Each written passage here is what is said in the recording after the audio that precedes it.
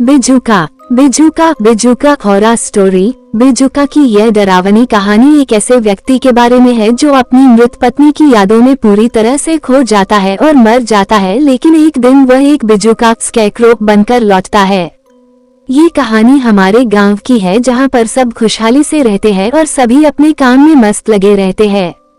पर यहाँ पर एक भयानक सच ऐसा है जिसके बारे में सभी बात करने से डरते हैं। बात ऐसी है कि गांव से थोड़ी दूरी पर एक खेत है जहां पर कोई नहीं रहता और उस खेत का मालिक और उसका परिवार कुछ भी नहीं है। अब आप ऐसा सोचेंगे कि फिर तो लोगों ने उस खेत पर कब्जा कर लिया होगा। दरअसल कोई उस खेत पर कब्जा करना तो दूर उस खेत की ओर मुड़कर भी नहीं देखता। ऐसा इसलिए है क्योंकि उस खेत की रक्षा करता है एक भयानक बिजूका और लोगों का मानना है कि उस बिजूके में उस खेत के मालिक की आत्मा है जो कि अपने खेत और उस खेत पर बने घर से काफी प्यार करता था।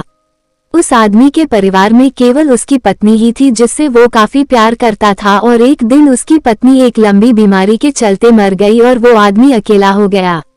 धीरे धीरे उसने अपनी पत्नी की याद में खाना पीना बंद कर दिया और वो अपने खेत में बने बिजूका के पास आकर बैठ गया और वो वहां से तब तक नहीं उठा जब तक कि उसकी मौत नहीं हो गई। गांव वालों ने उसको उसी जगह पर दफना दिया था, उस बिजूका के नीचे, और तब से कहा जाता है कि उसकी आत्मा उस बिजूका में है और वो अपने घर और खेत की देखभाल करता है।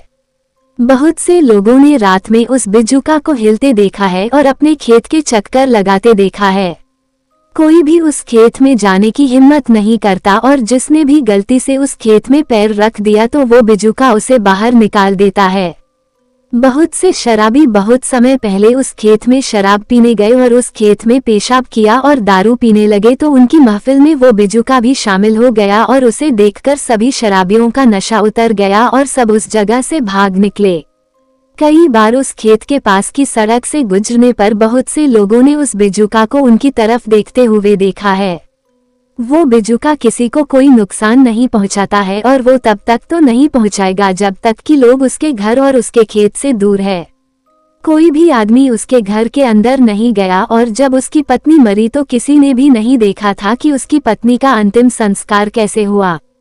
पर वो बिजूका आज भी उसी खेत में रहता है और अब उस खेत के चारों तरफ घनी और लंबी लंबी झाड़ियां उग गई है और अंदर देख पाना काफी मुश्किल हो गया है। उस खेत में कोई पक्षी नहीं जाता है और वो बिजूका रात भर उस खेत और घर का पहरा देता है।